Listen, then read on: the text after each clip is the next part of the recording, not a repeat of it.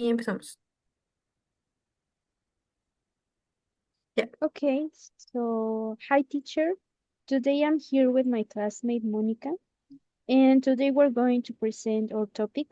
Well, it's a polemic topic, and we decide to talk about the tourism and its sociocultural impact.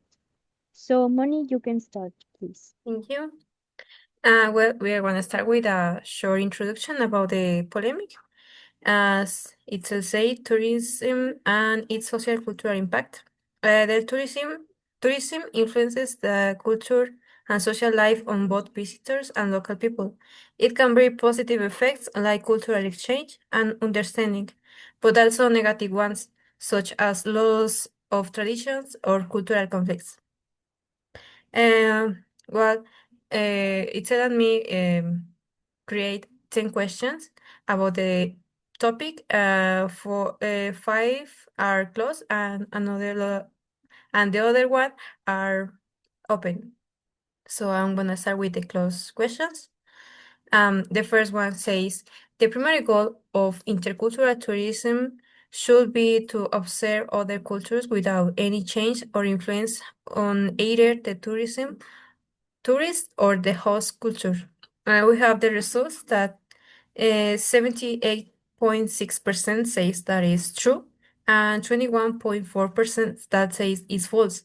This means that intercultural tourism always creates a change between tourism and communities. Also, its real purpose is mutual learning, not just observing, and it also trying to avoid all change in unrealistic. Pardon, and is unrealistic. And the second question say, does the economic power of a tourist inherently create an unequal intercultural relationship with a local host? We have the results that says that 80, 85.7% say that is yes, and 14.3% that says no. This means that the tourist money often creates imbalance of one voice buys and other sells. This can make communities change relation to place tourists. Only through conscious effort can a balanced relationship be achieved. In the third question, we have is the primary goal of intercultural tourism to observe a culture without changing it or being changed by it? We have the results that says by 7.1% that say yes and 42.9% that says no. It means that most of the participants believe that the main goal of intercultural tourism is to observe and learn from a culture without altering its essence. This reflects a respectful attitude toward local communities and where visitors aim to understand traditions and customs without imposing their own values or modifying the cultural environment. In the fourth question, we have, can a transitional chain hotel be considered a genuine transcultural space? We have a balanced answer. So the answers are evenly divided, showing that there is an ambiguous perception of the role of chains hotel in transcultural tourism.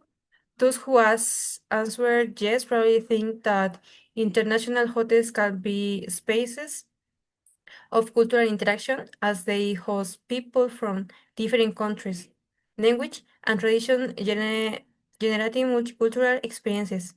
While on, on the other hand, those who answered no may believe that these hotels are standardized and globalized environments that do not truly represent local culture, but instead reproduce a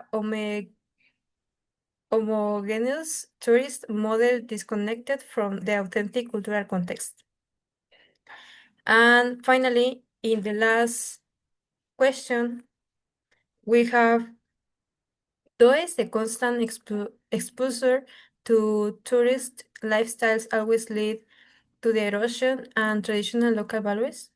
We have 71.4% that say yes and 28.6% that say no. This means that a large majority believes that constant exposure um, to tourist lifestyles negatively affects traditional local values. This may be because tourists often introduce new abilities, consumption patterns, and ways to live that can replace or transform native customs. Communities may aim to adapt to visitors' preference and prioritizing economic benefits over cultural preservation. And that's all of it.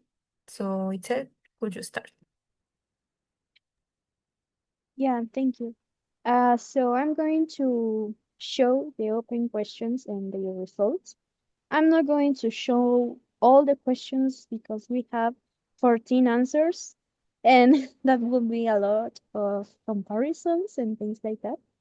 So the first question was, how can operator and guides move beyond simply presenting culture to facilitate genuine intercultural dialogue and understanding? As you can see, we have some answers.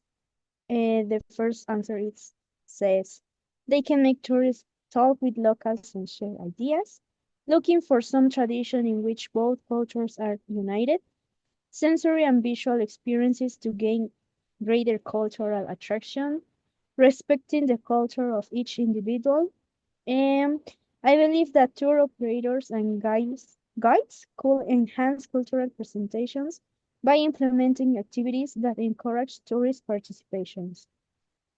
So based on the results, we can say that genuine intercultural dialogue is not achieved by simply showing culture, but by designing immersive and participatory experiences that encourage direct, respectful interaction between the tourist and the local community. Um, the goal is to transform the tourist experience from a monologue where culture is explained into a dialogue where it's lived, shared, and mutually understood. Next, please. Thank you. The second question is, what concrete strategies can a destination implement to manage tourism in a way that minimizes negative sociocultural impacts and maximizes benefits for the local community? We can see some answers. For example, we have regulate more efficiently the length of stay of foreigners in the country, set limits for foreigners, use set limits and create areas of observation. And the last one, it says a destination can implement a strategy to promote community-based tourism where local residents actively participate in decision making and service provision, supporting local business by encouraging tourists to buy local products and use local services.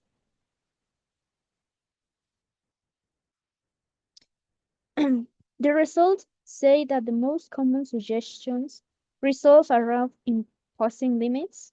This is a reactive and defensive strategy aimed primarily at minimizing negative impact by controlling the source of the pressure. However, the most developed and potentially sustainable answers point toward a more proactive and transformative model. We have the CBT, which is community-based tourism. This kind of strategy focuses on maximizing local benefits by empowering residents through active participation in decision-making and economic opportunities, by making the local community the primary author and beneficiary of tourism. The industry's sociocultural impacts are more likely to be positive and self-regulating. The third question says, how does the global food scene in tourist areas represent a form of transculturalism? What is lost and what is gained? We can see some answers. For example, the global gastronomic scene in tourist areas represent a form of transculturalism, as it combines culinary elements from different cultures and creates spaces where local and foreign traditions blend and transform each other. In this process, diversity and intercultural connection are gained, but some aspects of gastronomic authenticity may be lost. Um, I don't think anything is lost. The cultural shock of eating is always a way of getting in touch with the roots of a country. The original flavor is lost and new dishes are implemented. And finally, we have food experiences, the local heritage of different cultures, while dishes and culinary practices adapt to global tastes. And this creates a dynamic interaction that allows cultural revitalization and local economic development. It's been observed that the global food scene in tourist areas is a powerful and visible form of living transculturalism. It acts as a dynamic culinary meeting point where cultures do not just coexist but actively interact, blend and create hybrid cuisines. This transcultural food scene is not about preserving culture in a museum-like state. It is a reflection of culture as a living, evolving entity. The challenge for destination is to navigate this exchange thoughtfully, encouraging the economic and interactive gains of culinary fusion, while finding ways to protect and value the authentic traditions from which this creativity springs. The fourth question says, does tourism primarily lead to the reinforcement of stereotypes or can genuinely break them down? What factors influence this outcome? And we can see some answers like the communication. Um, Tourism can either reinforce or break down stereotypes. It reinforces them when culture is superficially displayed, but it breaks them down when it fosters genuine interaction and mutual understanding between tourists and locals. We have the lack of other activities in the region. Tourism can both reinforce or break stereotypes. It depends on tourist behavior, guide education, media influence, and the level of local interaction. It can do both. If tourists learn with respect, it breaks stereotypes. And finally, we have both. If we talk about stereotypes in people, genetics and the way they are accustomed to what the people from that place are like in their country have a lot of influence. Okay, the results suggest that the collective responses affirm that tourism is a powerful mirror because it tends to reflect what the tourist and the industry bring to the experience. It does not have a predetermined effect on the stereotypes. Instead, its role is determined by a set of controllable factors. The first factor is that tourism reinforces stereotypes when the experience is superficial, passive, and designed for mass consumption. This happens when tourists remain in a bubble, when interaction are transactional, and when local culture is packaged as a simple exotic commodity that confirms pre-existing media-driven narratives. And the second factor is tourism breaks down stereotypes. It fosters genuine, respectful, and direct human interaction.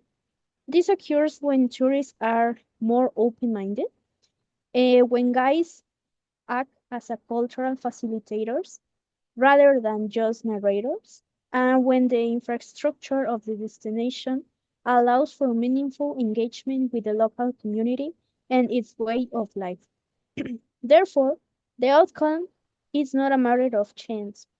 To ensure tourism becomes a force of breaking down stereotypes, the industry must intentionally move beyond superficial presentation and create the conditions for authentic dialogue and shared experiences. The tourist, likewise, has a responsibility to approach their journey with curiosity and respect, ready to be challenged and changed. And this is the last question, as you can see. It says, in what ways can the buying and selling of local handicrafts benefit a community, and how can it potentially harm the traditional art form? We have some answers like because of capitalism, Chinese companies and sellers produce fake handcrafted pieces, leaving the market difficult for real artisans. Promoting culture, economic development, and sustainability, but nevertheless, it can damage traditional art if the production of the original design of each craft is manifested. Um, Selling local crafts benefits communities by generating income and preserving tradition, but it can be detrimental if mass production or tourism-driven changes reduce authenticity. Um, because it can be a factor to lose real identity in order to get more money. It benefits the community by creating income and preserving culture, but it can harm traditions if crafts are mass produced or lost authenticity. It helps economy. It helps local earn more money, but can change the original art.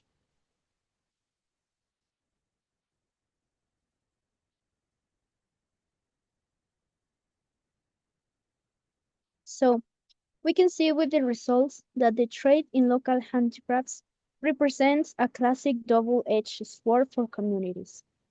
On one hand, it is a powerful tool for economic empowerment, cultural preservation, and intercultural exchange.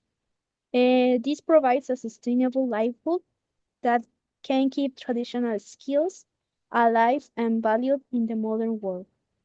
On the other hand, the very market forces that create these benefits also pose the greatest threat. The pressure to cater to tourist tastes and compete with mass-produced goods can lead to the erosion of the art form's authenticity, meaning, and traditional value.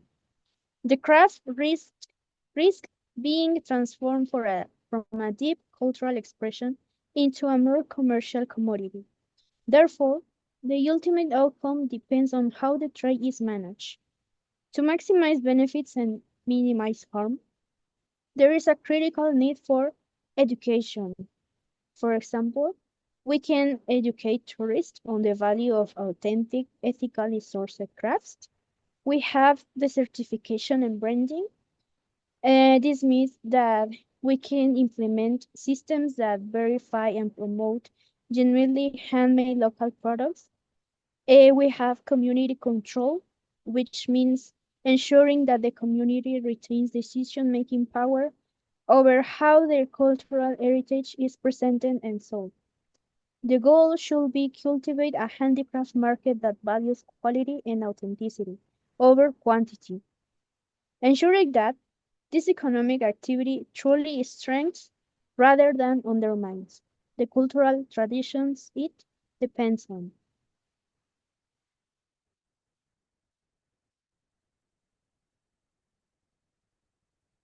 So, for our general conclusion, we said that the collective responses paint a clear and consistent picture. Tourism is not inherently good or bad for host cultures. Rather, it is a powerful force whose impact is determined by how it is managed and experienced. When tourism is rooted in genuine interaction, respect, and community empowerment, it becomes a transformative force. In essence, the conclusion is that the future of sustainable and ethical tourism lies consciously choosing the dialogue model. It requires a concerted effort from destinations, operators, and tourists themselves to prioritize meaningful connection over superficial consumption, ensuring that tourist becomes a true exchange that enriches both visitors and host communities alike. So basically, this means that as tourists, we have some responsibilities. For example, as you can see in some questions, we have we need to be like careful with the things that we can do in another country because at the end of the day, we need to learn how to protect or take care of another culture. And for me, that's it. Yeah, that's it for us. Basically, as it says, this polemic or problematic that we found is based on experience. So I hope that you enjoy the presentation and the video. And well, that's all of us. Thank you so much, teacher. Thank you. Yeah.